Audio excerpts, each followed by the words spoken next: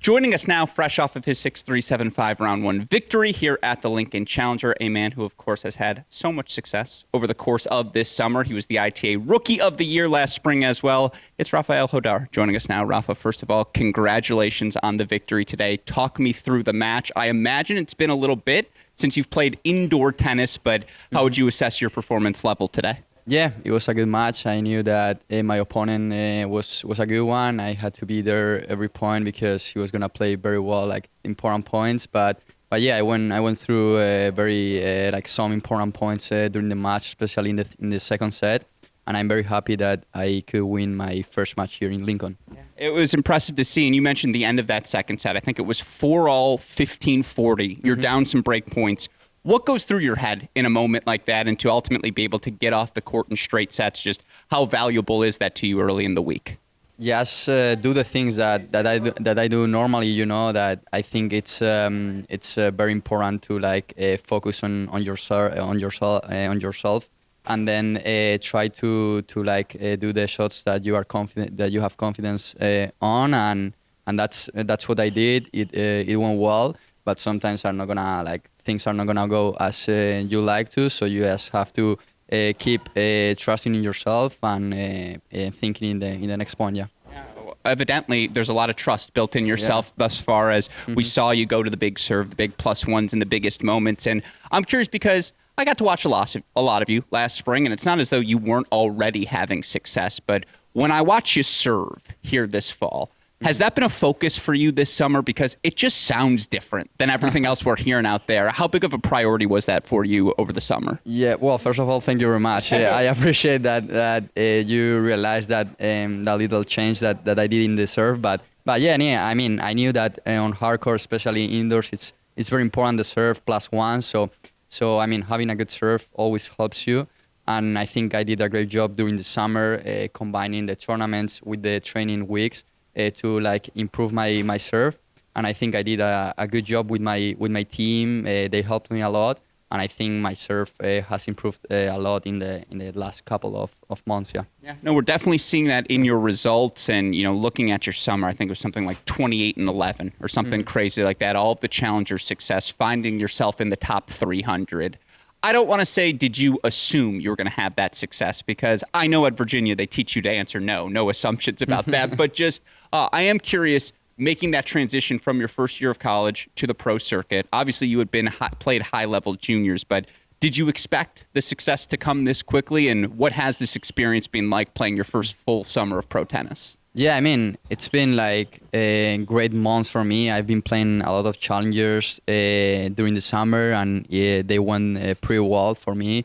I could like grow through the tournaments and win matches, so that also gives me confidence. But as you said before, Virginia always tells you that you have to like keep like focusing on the like next week, And that's what happened. Like everything like can happen in a new week. There are new opponents. There are new players in every week. So yeah, I'm super happy how the season is going, and I'm looking forward to continuing like this. Yeah.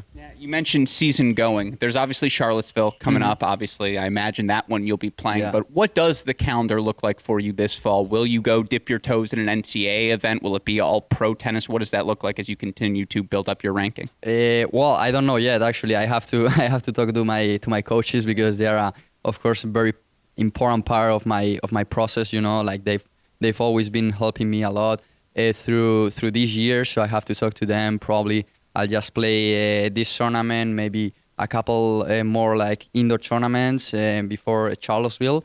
And yeah, of course, Charlottesville is a good one because it's at UVA, and I'm very excited to play that one for the first time. And yeah, after that, I don't know, honestly. I'll have to talk to my coaches about like the possibilities, the options, and yeah, we'll see how it goes. Yeah. Andreas, very smart guy, so not the worst guy to be consulting with and asking for some advice. Of course, certainly. I mean, coaches at UVA have like helped me a lot. Like I'm very grateful for everything they have done. Like since I got in UVA in January, it's been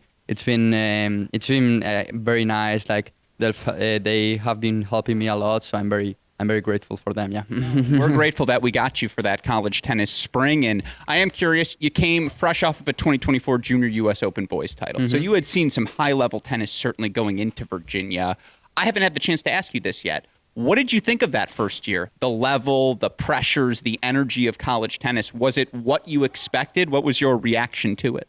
Yeah, I mean, I think college tennis is very interesting. You know, you have to be there every match because everything can go to either way. Like to when you are playing, so yeah, you just have to be like very focused on every single point because if you like lose some concentration during the match, the match can turn around like very easily, no? So that's what I learned when I was when I'm in college, when I'm playing college matches. You know, it's totally different, I think. But I mean, also it helps me because you know, here I come to these pro events, and I also have to be focused, and I have to like face all like very good opponents. You know, so it's like more like it's similar, you know, in certain ways. Yeah. Yeah, no, I mean, you played Jack and Michael last week in Fair, or 2 weeks ago in Tiburon, whenever it was, and so certainly, yeah, you're seeing those guys out on the pro circuit. Let me ask you this: nerves-wise, are you more nervous for a U.S. Open Junior final, a Challenger final, or an NCAA quarterfinal with your teammates? Like, how do the nerves compare across those levels? Yeah, I mean, I think like the three events that you mentioned, I think they're like pretty similar. You know, like you have to like.